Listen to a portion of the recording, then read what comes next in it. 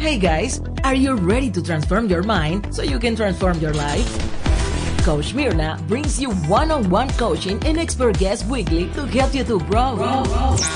Because happiness is the progressive realization of a worthy goal. Looking for personal growth? Let's do it. The holidays are hard on our credit. Make sure you've got a plan to build credit after the holidays with Kickoff, the #1 credit building app in the App Store. Help your credit survive the holidays with Kickoff. For a limited time, get your first month free. Go to getkickoff.com/transform today. Welcome back to the Transform Your Mind to Transform Your Life radio podcast and television show.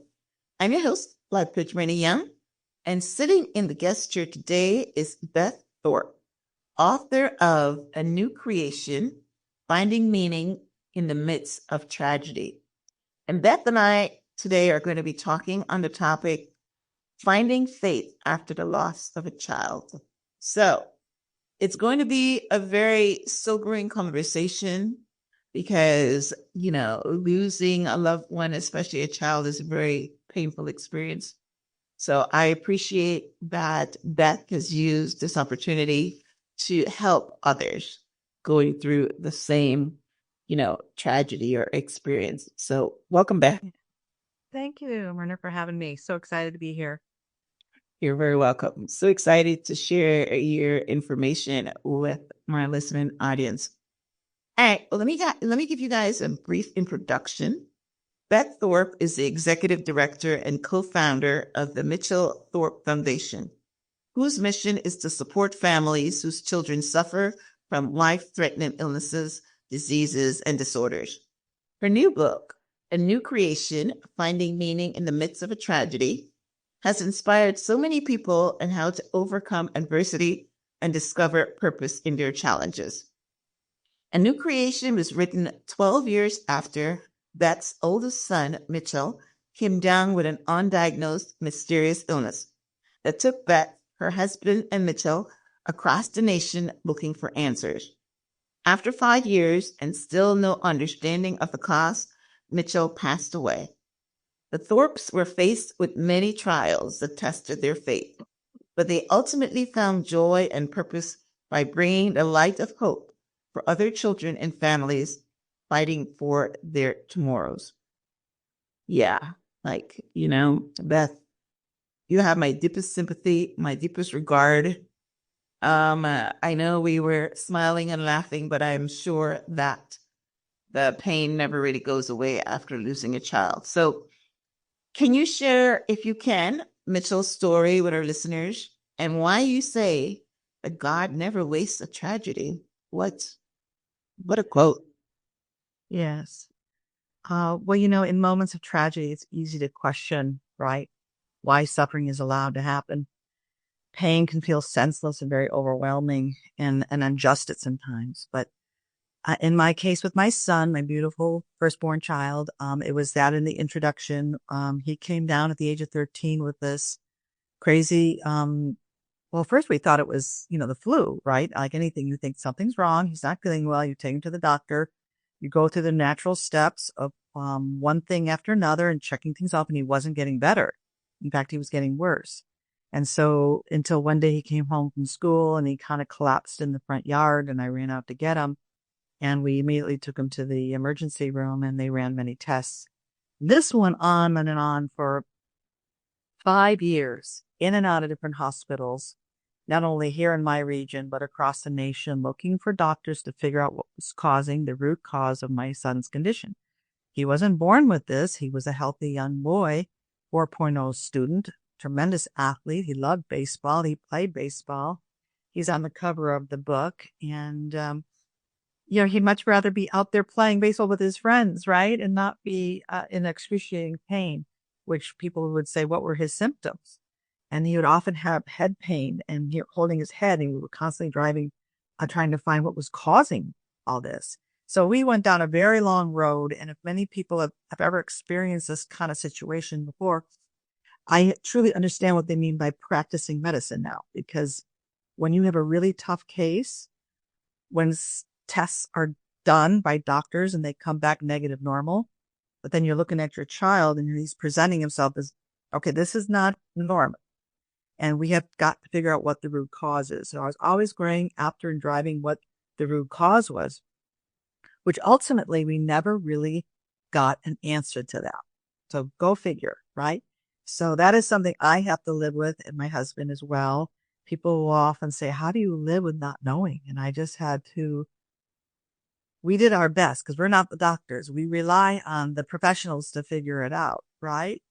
And when it got to the point when he ended up passing, it was devastating. I was completely broken. The pain was so overwhelming that I didn't know how to move on or go on. And in my deepest pain and grief, as any mother or parent would be, curled up in a ball. And God just came through that time for me like a warm blanket. And he just spoke to my spirit deep down. And he said to me in my spirit that rose up to me, my brain, and just said to me, this is not the end. This is the beginning. And I sat up in my, right, I'm grieving and I'm weeping and I'm crying. And then this message came deep in my spirit. And I looked to the heavenlies and I was like, what does that mean? This feels like the end. What does that mean? I had no clue, right? Because I'm still dealing in the deepest pains of grief. But God is so gracious. And I felt his loving presence during that time, just wrapping his arms around me and my husband, just taking us one step at a time, one day at a time, moving forward until each day he began to reveal his plan. And I'll get to that about when you say, why do I say God never wastes a tragedy? Because in those profound truths of that, in those darkest times, he can bring about the healing, the growth, and the transformation that not only impacts individuals, but can really benefit mankind on the road, which is ultimately what happened. And oftentimes God does use that, turning our tragedies into our testimonies now, right? And how God so many times, and we all know this as people, we see tragedies in humanity with disasters like the hurricanes, and communities come out in extraordinary ways on how it brings out the best in humanity. And to me, that is like God's redemptive handiwork right there, showing us humans how even in the worst moments, love and compassion can prevail. And so that's kind of what I mean, how God can take a tragedy and turn it around for good. And in my case, because I'm so rooted in my faith, and there was a part of me that kind of, after I went through 2 years of healing, I should say, it took me 2 years really to come out of it. And I seriously had to reach out to spiritual counselors, and I would recommend that, whether it's that or a counselor, wherever you feel someone who could help you move through the grief and the pain is very helpful. And don't be afraid to do so when you reach out, when you feel like you're not moving forward. Because if you can't move forward, they call that complicated grief, and it can get really serious. You're not getting out of it, and you need to move out of it. So, anyway, it took me 2 years to basically see the light of day and come out of it a little bit better, and to help others, and to see now what that calling was.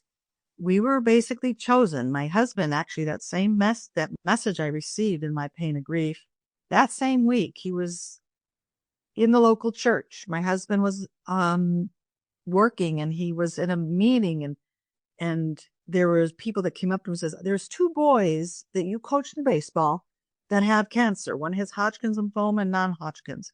And the families are struggling to make ends meet, right?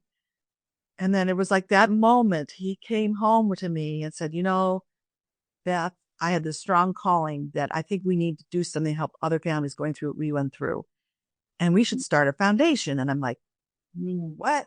We don't know anything about starting a foundation, right? What does that mean? And then I had to sit back and go, okay, is this what he meant by that this is not the end, this is the beginning?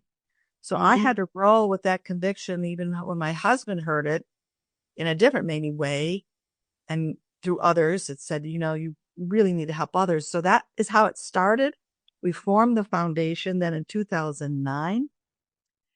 We filed the paperwork and we started with those 2 boys.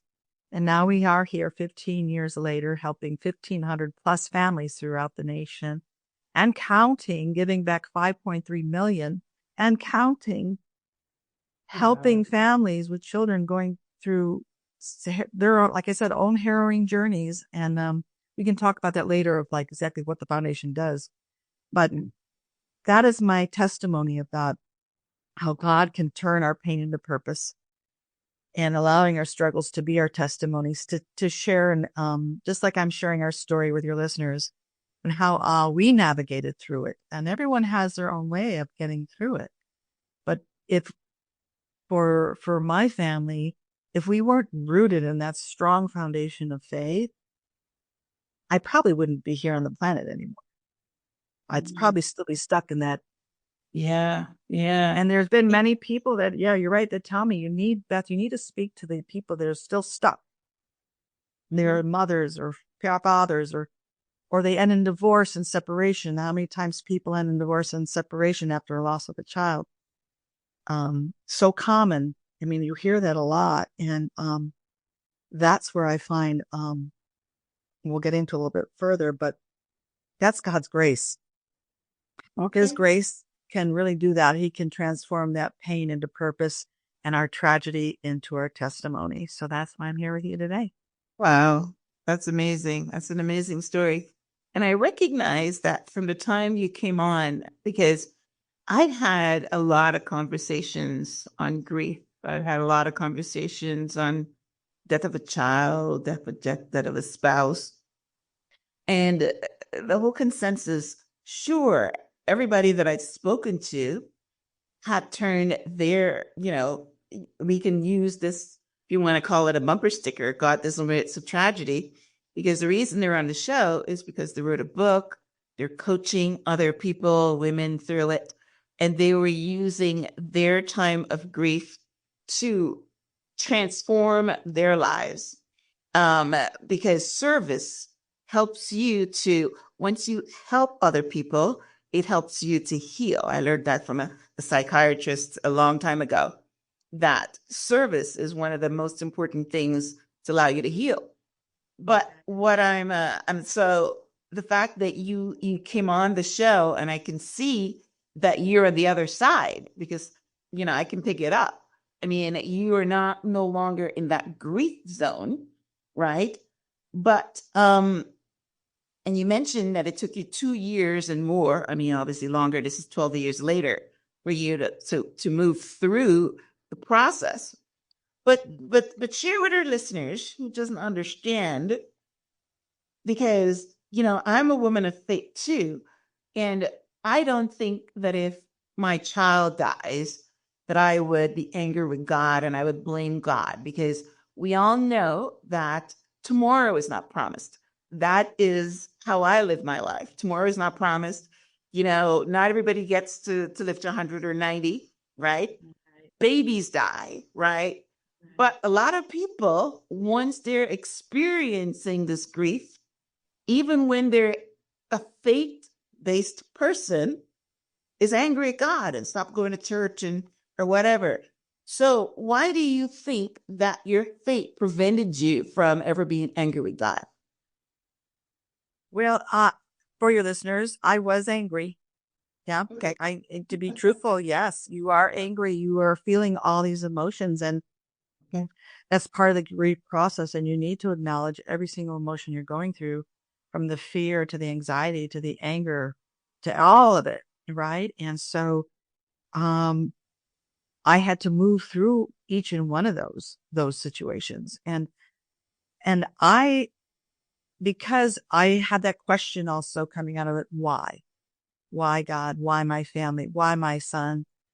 We prayed over him. We laid hands on him. We did everything. Why was he not saved miraculously? All those questions.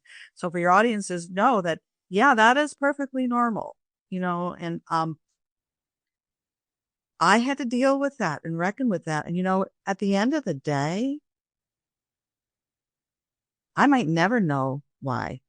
It's not God to tell me the why. He's telling me how to move through it, how to come through the other side of it, how to make this tragedy into a purpose. And maybe Mitchell, we don't know the mysteries of God, of what he does and how he can move. And yes, it was horrible. And for me, that anger reached up and threw out of my spirit. And when I went through all my healing and when things that I would say had to be broken off, which you need to take out of your spirit because it can manifest inside of you if you don't release it, and can cause a lot of other health issues if we don't release these things and be healed. And learning one thing to start the healing process is learning to forgive. And I had to go through a whole exercise, my husband and I, in our counseling session for your listeners, on how to forgive all the doctors that couldn't find the answers, how to forgive people who said things that they shouldn't have said, how to forget. I mean, the list went on and on and on, right? That you are bombarded with over 5 years. And it just gets pent up. So we had to go through a whole forgiveness thing, get all that off, and then move forward into begin to heal. Because when you are stuck and still an unforgiving spirit, you will become bitter. You will become angry, and you can't move forward. It's true. It's true. It's true. Yeah. People say they're angry at God. They stop going to church. They stop.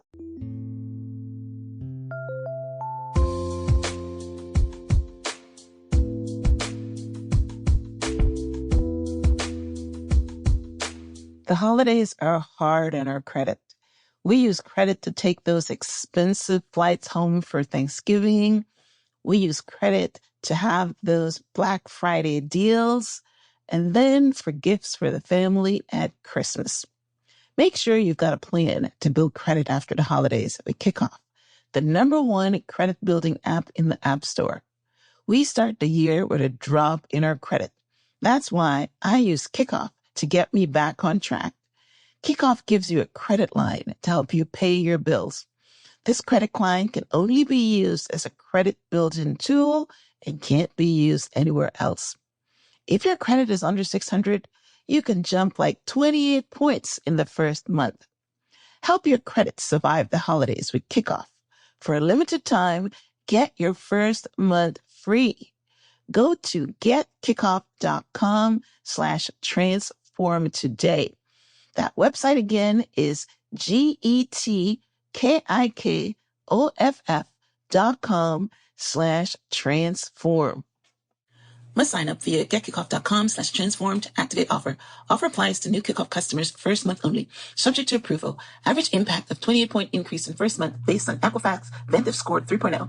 Changes for Kickoff customers with starting credit below 600 who made their first on-time payment between January 2021 and March 2024. Payment and credit activity outside Kickoff can have an impact on your credit. Terms and conditions may apply. Offer subject to change. Individual results may vary. I'm glad that you're sharing that is how you felt in the beginning. But you were smart enough to go get help and go through the process of counseling, grief counseling, and so did you have to forgive God? Was he one of the people that you had to forgive? I had to forgive other people. Yeah, I even had to forgive that. I had to forgive and say, I'm sorry if I doubted you. I know you must have a bigger plan than I even can think. And that's the beauty of our story, because he did have a bigger plan, because he knew he had a plan and purpose for Mitchell. And he knew how to take that tragedy and the pain that we went through so deeply.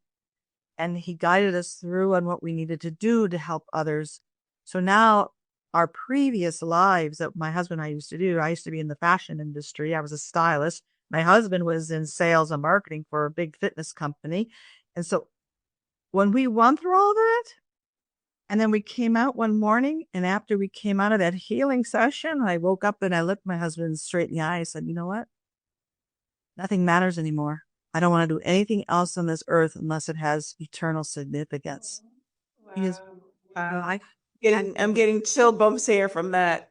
That is so beautiful. Wow. Wow. Yeah. And nothing mattered anymore, Myrna. And I was like, when you can go through the worst of the worst and you lose everything, and we're about to lose everything, really our house and everything, because one parent has to quit their job or to stay by that child to advocate for them. That's where the foundation comes in. We'll explain that later. But, those bills keep coming in, and we almost lost it everything. Our husband, my son, we almost lost our home. The medical expenses were out of the roof, even with good insurance, mind you. So, so it's definitely a redemptive story. And, God wanted to use this for this very reason. And just to see, I have to pinch myself to this day to see all these children that we've helped and these families. And that's now for your listeners, for us, it's what we call our mission work now. This is, well, of course, it's definitely a mission work. Yeah. I mean, it's amazing. It's amazing that, yes, your child had to die for, it's like Jesus, being crucified for our sins. It's the same kind of thing. So that is beautiful.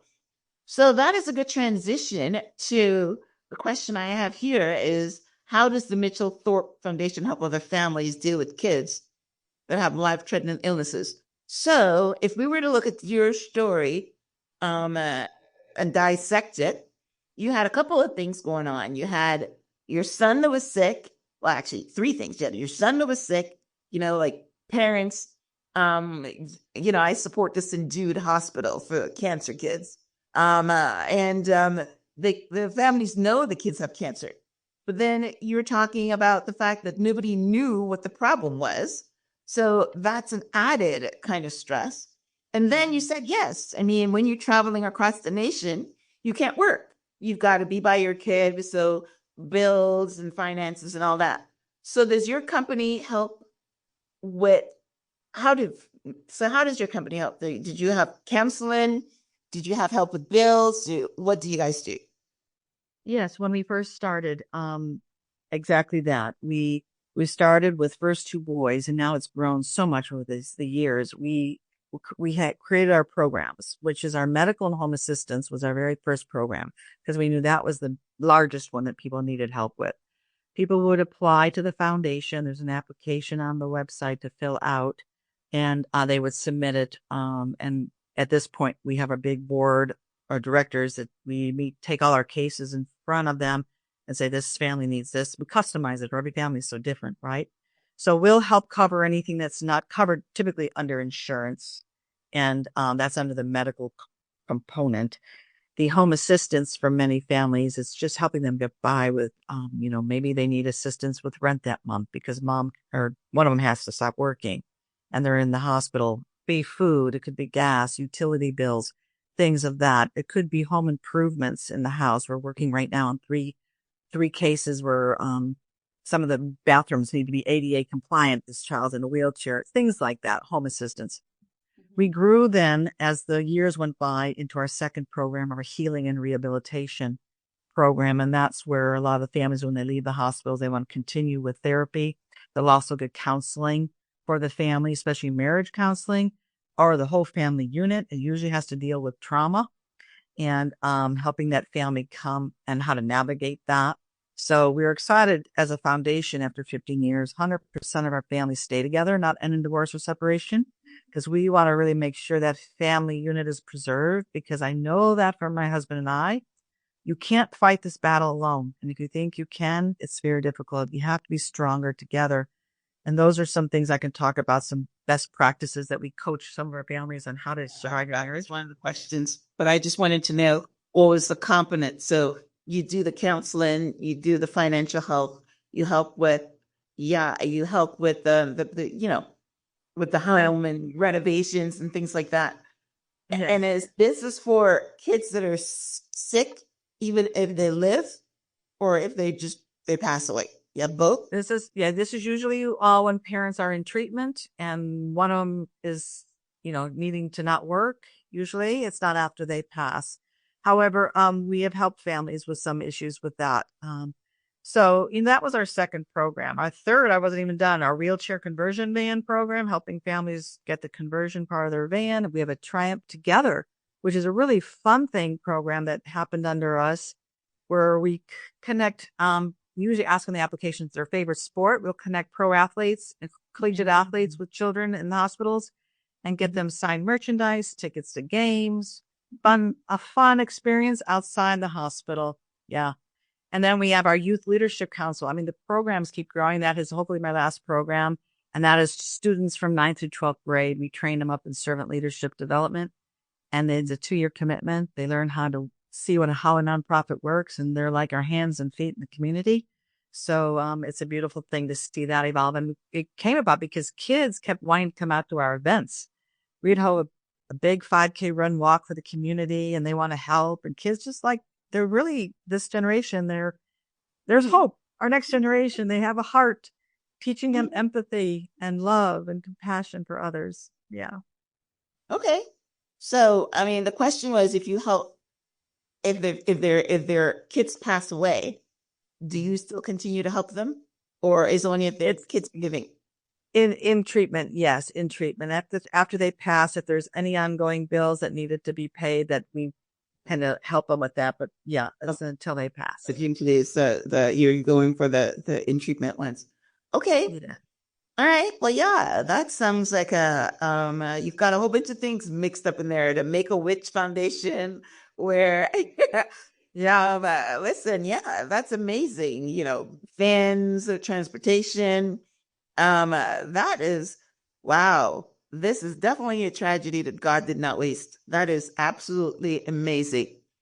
Now you just mentioned something a minute ago about marriages, and I don't remember where I have a input on this, but I don't think it's anybody that I interviewed. It may be a book that I read or something. But the marriage fell apart after, because the spouse was blaming the other for something they didn't do or something like that. So you say that you have some strategies or best practices to safeguard your marriage when dealing with a crisis. Do you want to talk about that now? Sure. I usually give these best practices to our families up front, and then if they still need help, they'll move on into our counseling program. But the first thing I tell them when we're meeting with them is first practice is you got to unite as a team, and you got to recognize that you and your partner are on the same team facing the same challenges. So you got to work together, gather the information for your child's condition or treatment options, and make those decisions on united front. And I usually look at them both in the eye when I'm talking to them. And because I had to learn it the hard way too with my husband, we have to avoid the blame and the blame game and resentment on each other. Instead, focus on the supporting one another through the difficult time. And once we got through that aha moment, we knew we were stronger together instead of arguing with each other. So unite as a team is the first one. The second principle I usually tell people, you have to have that open and compassionate communication with each other, which means, yes, share your feelings, your fears, your concerns with each other without judgment, and support each other with compassion, listening to your husband or listening to your wife. So that active listening to each other's perspectives really validates each other's experiences, because sometimes people go, well, you don't know how I feel. You're not listening to me. And that goes on. So you really have to come together on that. So I usually put that in front of them. And then the third principle, seek support together. If you need support and there's professionals out there, or it's family members can help you, your friends, support groups or whatever, seek support together. Sharing your burden of caregiving, that was huge for us, because I was the main caregiver, and my husband and I took the brunt of it. But then my husband, you have to find those respite times, because it's when you're at your weakest and you're tired, and for any caregiver, right? Is when you're challenged, and that's when you can erupt and say things that you might regret. So you really have to strengthen that bond. And then you feel less alone, basically, when you're facing those challenges, when you have each other to share on that support together. So that's the third. And the fourth one, I'd say, prioritize your self-care. Yes. that goes in hand of having a little bit of respite. I mean, what I would have done back then, and I always said, I just need an hour to take a walk, just to be by myself. I just need time to just take a breath or just to stretch and to exercise just so I can have a clarity of mind. So self-care is so important. And then the last one I usually tell people is find moments of joy and connection. So it means, what I mean by that is cherish the time that you spent together with your child. And you have to celebrate those small victories along the way. So usually it's so overwhelming when a family goes in and their child's got a major diagnosis. It's like the huge elephant and they're going through all this treatment, and you have to really look for those small victories and know that I usually tell families that child needs you to be strong for them. They feel your fear. They feel your sadness. They feel everything. I had to do all that outside the house. I'd cry and whatever in my car. I'd come back in and be this warrior mom for my son to keep fighting. So they need to feel that you are strong for them so they can keep fighting. So there's many times I'll go into the hospitals with my husband and we will be in the hospital room and I will actually look in that child's eye and say, this is just a small chapter in your life. And I had children just speak to me. Why is this happening to me? And one young lady says, I want to go to college. And I says, look me in the eye and say, I will go to college. I am going to beat this. I am going to overcome this. So we have to speak life into them and speak affirmations of life. And I usually relieve them with a book of affirmations or scripture, things that they need to start programming their brain. Because the brain can take in the mind over your body and speak to your body that I'm going to heal. I will overcome this. I will make it through. This isn't my death sentence. And so that's my job, is to coach and speak life into them. And sometimes the parents are like, who is this woman? But anyway, it's my way to say, no, this is not the end. Keep going, keep fighting. And even in the darkest of times, even though I don't know the outcome, but it's my job to move that way into their lives and to give them some hope. Yeah. So those are my 5 tips on that. Find those little moments of joy and connection and celebrate those small victories along the journey, because cancer treatment alone, that's 18 months. It's a long journey. And then hopefully they're in remission and you can kind of move out of it and start feel like, oh, I have normalcy now. So, yeah. Wow. So did you guys ever think that your son was going to pass? Was it a terminal diagnosis, or because they didn't know, you always had hope? I always had hope. I had to not think at all that he would pass. I was always clinging to the hope that someone would find what was wrong with his mom. Right. Yeah. And we would get him through the other side. And yeah, so that in itself, and that's why over the years when the foundation grew, and you're right, there are ways to find joy again, even in the midst of such heartache and pain for those that are listening. And usually I would say to them, you don't have to run out and run a foundation, because now it's like a business. It's huge when they start growing. That's just you. It's calling. Yeah, you can honor your child's memory in many different ways. You can find meaning in that purpose. Advocates for whatever, a lot of people do. A lot of people feel that is one way to move past the pain.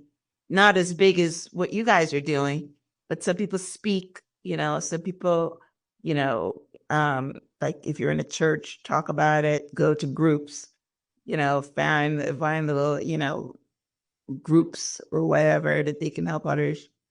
Yeah.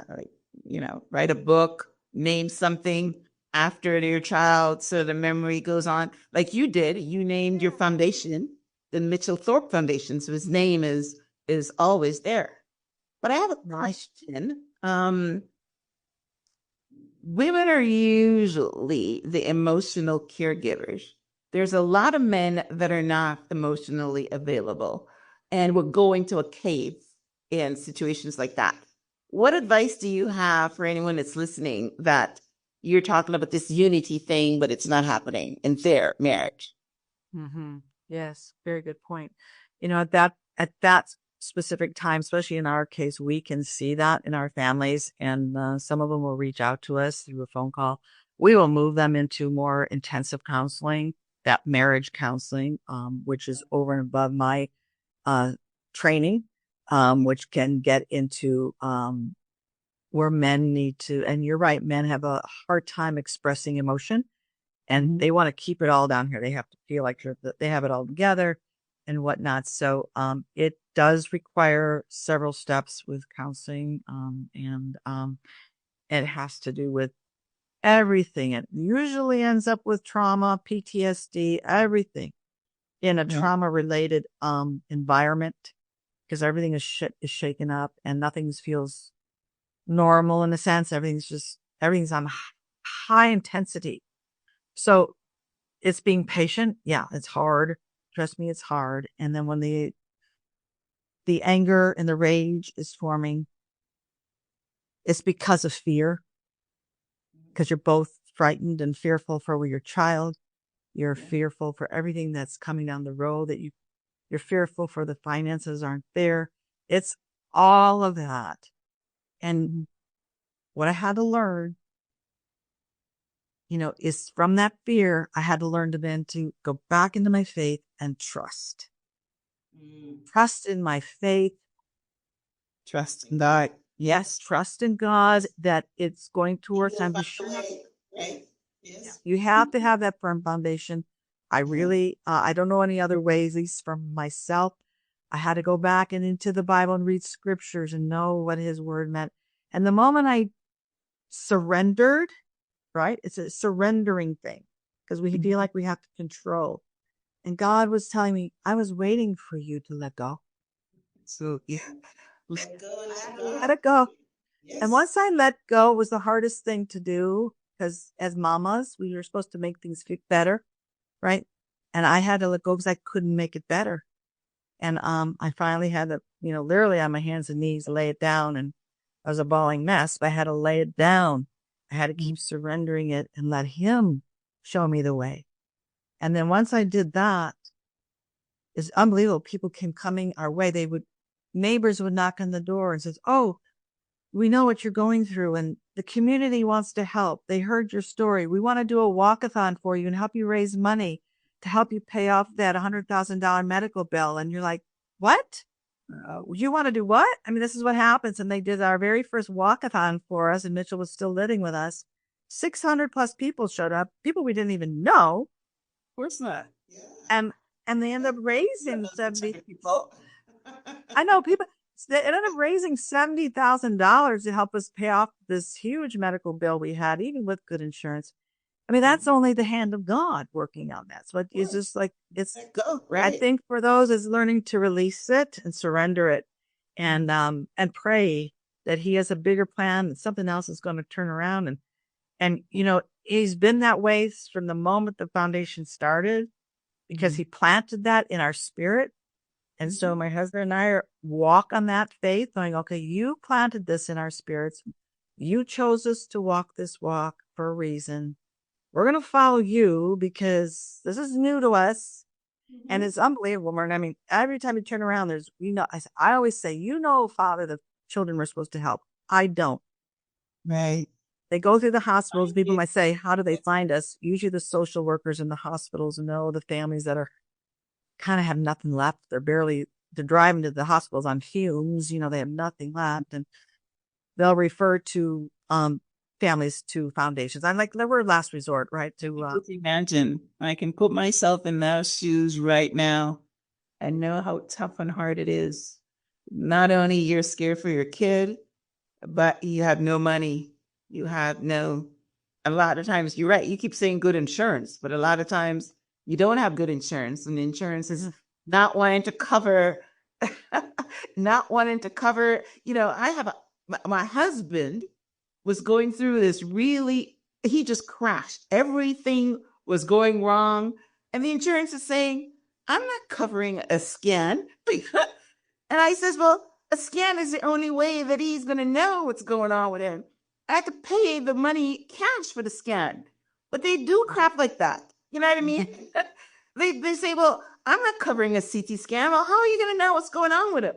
But yes, and you would think that that's good insurance, but a lot of times the insurance don't want to pay. So you keep saying good insurance, but even when you have good insurance, it's crappy. My sister, I don't know how good insurance she had, but she had cancer and the insurance refused to pay for it. You know, we're Canadian, so she had to go to Canada to get treatment, else she would have died. So yes, it's just, so I can just imagine all the things that's going on. You're a sick kid, you don't have the money, the insurance don't want to pay, you're running on fumes, you got a husband over there that's not being supportive. I mean, I can just imagine the mindset. It doesn't take me hard to get into there. So your work is phenomenal.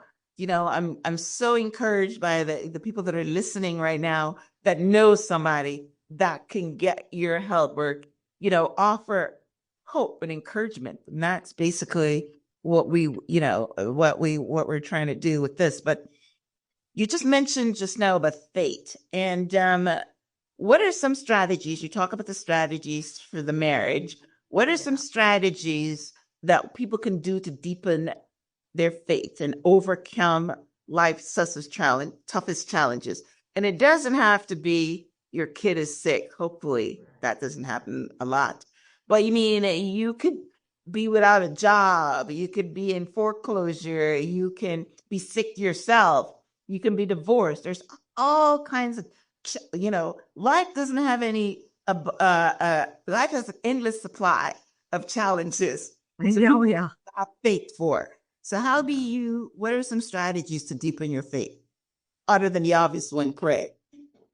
Yeah, the obvious one is that, sure. You know, when things hit people like that hard, you know, first of all, the first place they would probably want to go to is cultivate a strong support system. That usually surrounds themselves around family, right? When something goes wrong, friends, mentors, wherever you find that, who can offer you encouragement, guidance, prayer during difficult times. That's cultivate that support network. Try not to isolate yourself, being alone, you know, in communities. And I know there's very hard hit communities. And I'm a big advocate of community. I'm a community-based organization. If our country could do a better job in building strong communities that can help one another, our world, our nation, I think would be in a much better place because there's a lot of people out there, they don't have support network. There's no one. We need strong. Not even out of your communities. Maybe they're families and friends, not communities. Right. No. Yeah.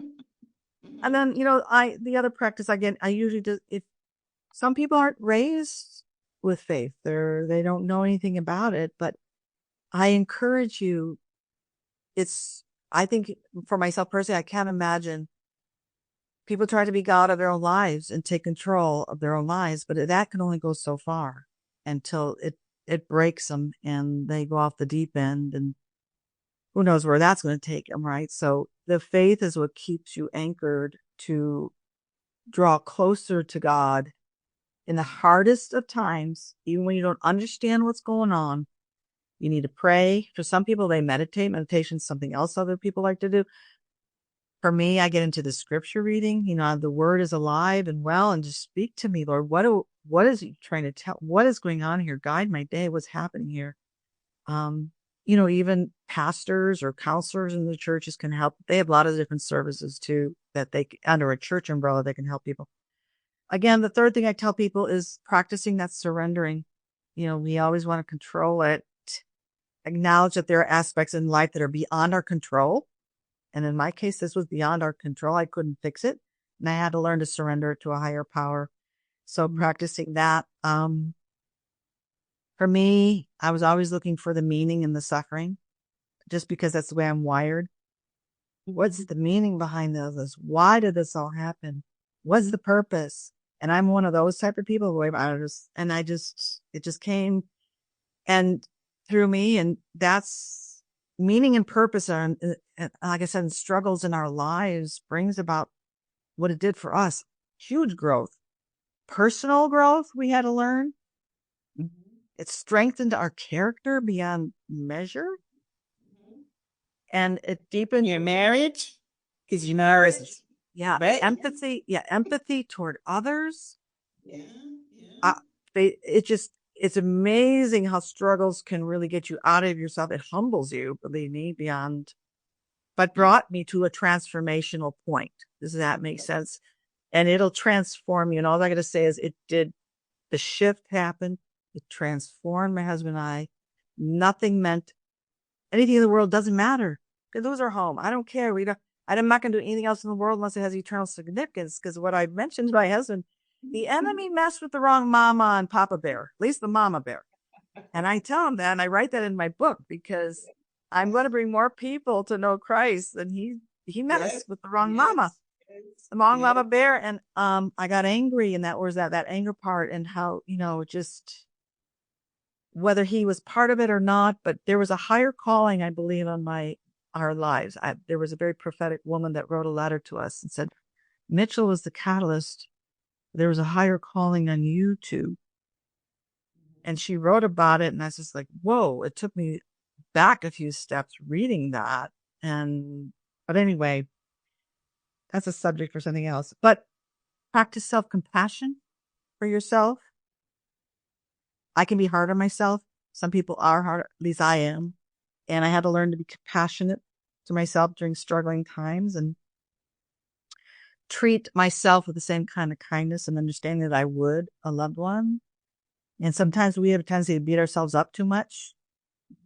And I had to learn that. What else? We're on faith, deepening faith. Stay connected for sure. Practice patience and perseverance in your walk. And the last thing I would say, I had to learn along the way, celebrate the victories, big and small, along the way. And celebrate them. Yeah. Each step forward, each moment of resilience you go through, each triumph that you overcome, you'll look back in your life and go, wow, how did I get through that? Yeah. It makes you stronger. Your character's stronger, and you're persevering through trials. There was a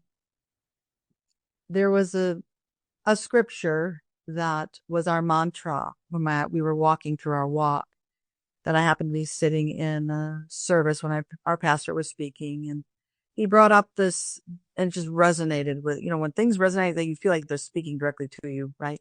This message was for me. And he said, Joshua 1:9, and he says, God was commanding Joshua at the time, have I not commanded you to be strong and courageous?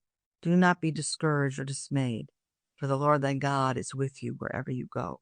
And that became that was our mantra. We have it inscribed in all our 5-page t-shirts now, on all our hats, and giving people that strength and courage Bible verse when you're going through the worst and I can't move, put one foot in front of the other. God commands us, be strong and courageous. Do not be terrified. That was my scripture too. I didn't go through any sickness, but there's a time when I was going through, this situation where I was going through the situation with immigration, and I took my courage from the Bible as well. And yes, be strong and courageous was my mantra. Oh, isn't that something? See? Now we're going to share it, Myrna, with everyone else, because it really helped us. And then when I was sharing that scripture with others, and even my own mother, who didn't understand it, and I had explained to her Joshua 9 and be strong and courageous. Oh, she loved that. It's getting it to that people who need that little bit of encouragement. And it's an easy Bible verse to remember. Be strong and courageous. Yes, that was mine. Not be terrified or discouraged, for the Lord thy God is with you wherever you go. And he is there, right there. And that's the thing that people need to realize. He's closer to us because he lives in us, and he's right there. Well, we need to call upon him, and he will answer. And he speaks to all of us, which is beautiful. In the book that I wrote, I had to document all the spiritual signs that God sent to us so we could heal. And he does that specifically for his people who believe in him, so we can heal. And certain messages and signs and wonders, it might, other people might ignore it because they don't get it, but it was meant for you. And so I had to take photographs and document it. So it's inside the book. And, so it goes along with each chapter. So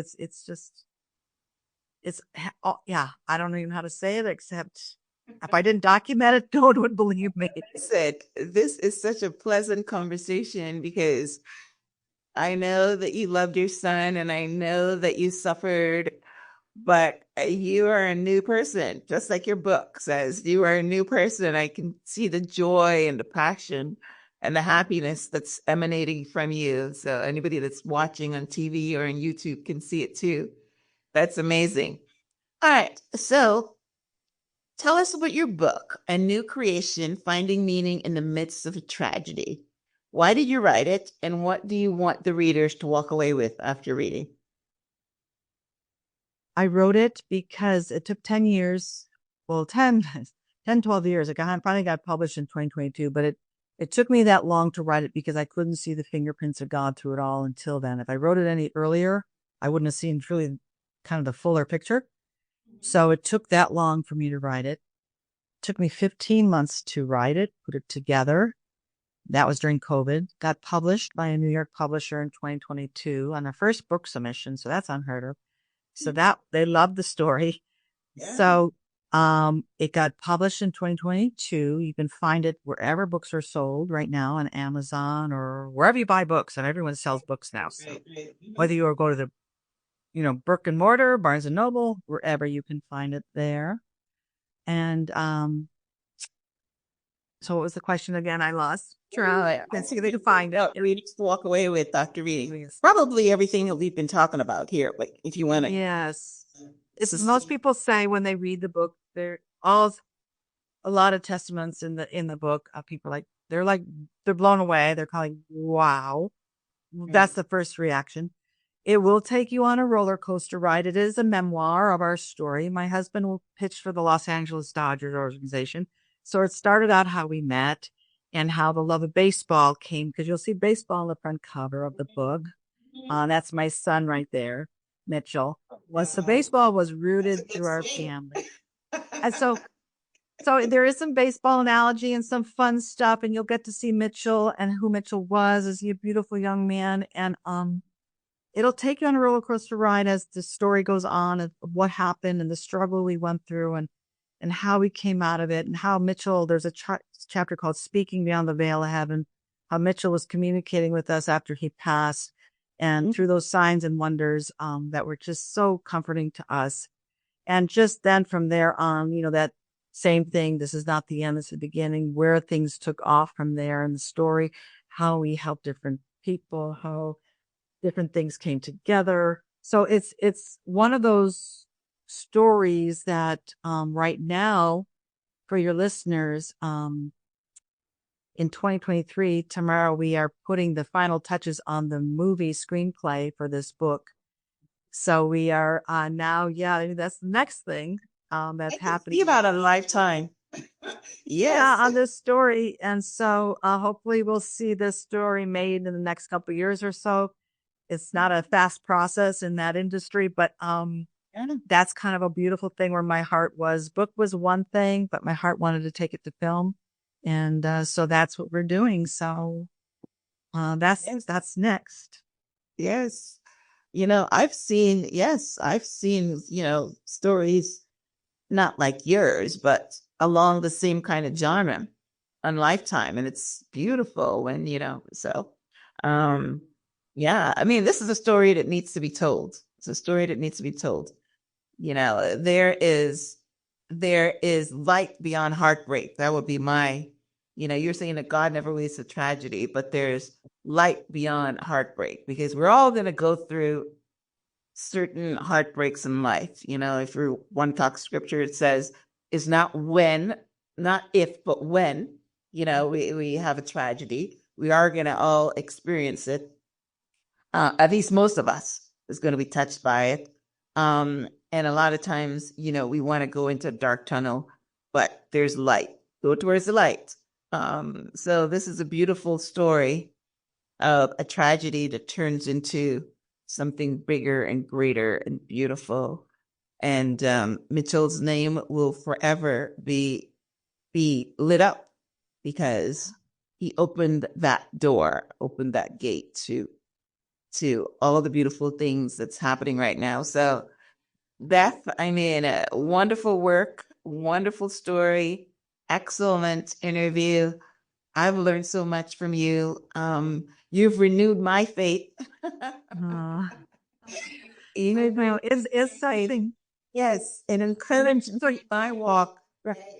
Yeah, and your audience needs to know that it is an everyday exercise, like taking care of your body.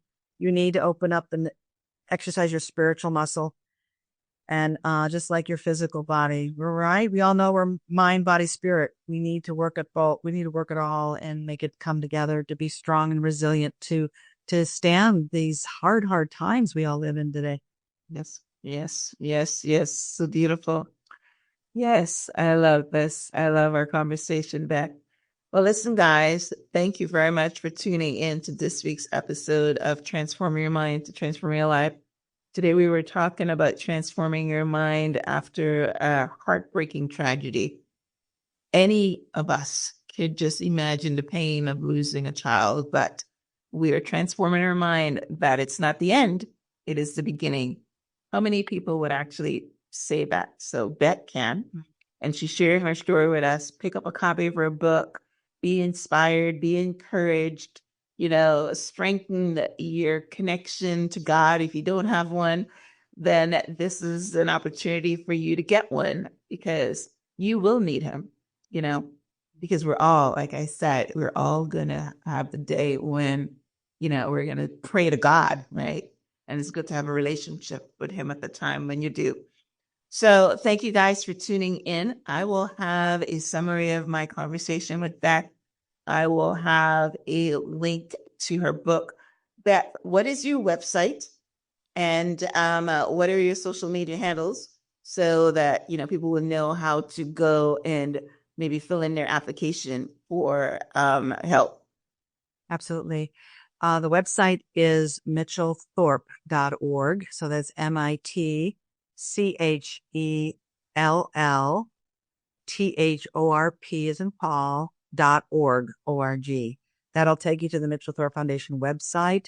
You will see at the top bar where you can click on assistance, and there you scroll down and there's a downloadable application that you would send into the foundation. As far as Facebook, it's Mitchell Thorp, and same thing with Instagram. So you can find us on that Mitchell Thorp Foundation on both of those. And yeah.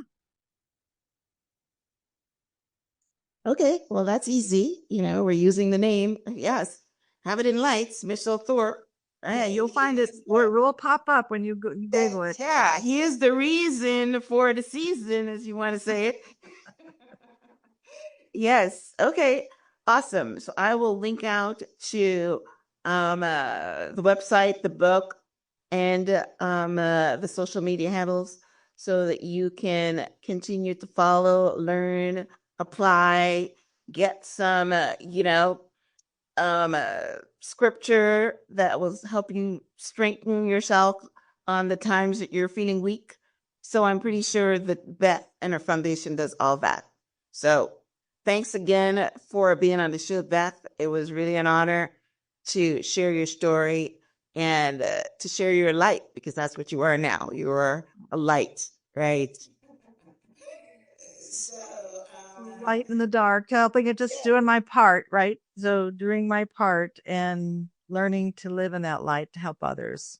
Yes, you are in the light. Yes, you've accessed the light. So thank you for sharing your light with us and for encouraging us. So as we wrap up, any last words? Yes, go out and buy the book.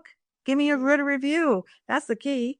If you get the book, we put the review on Amazon. It helps push the book up further, and and look for this story. Hopefully, in the coming years, 2 years or so, and we'll get this story out in film. And yeah, follow us. I'm anewcreation.org or mitchellthorpe.org. You can find me both places. Okay. Great. Well, thank you guys. Thank you, Beth. As I said, if you, Beth talked about getting a review for a book. I will definitely do the same thing. Because yes, reviews help push the show, push the book to a better audience. So if you're watching this on, iTunes, would love for you to also share a review for the show. If you're listening to watching this on YouTube, would love for you to not only subscribe, but also maybe leave a comment. Talk about, your experience with what we're talking about now. And if you've had kind of any, stories of your own that you want to share where God has, taken you through and taking you through your hardships. And if not, then, let us know how we can help. So thanks again, Beth. Thanks again for tuning in. And until next time, namaste.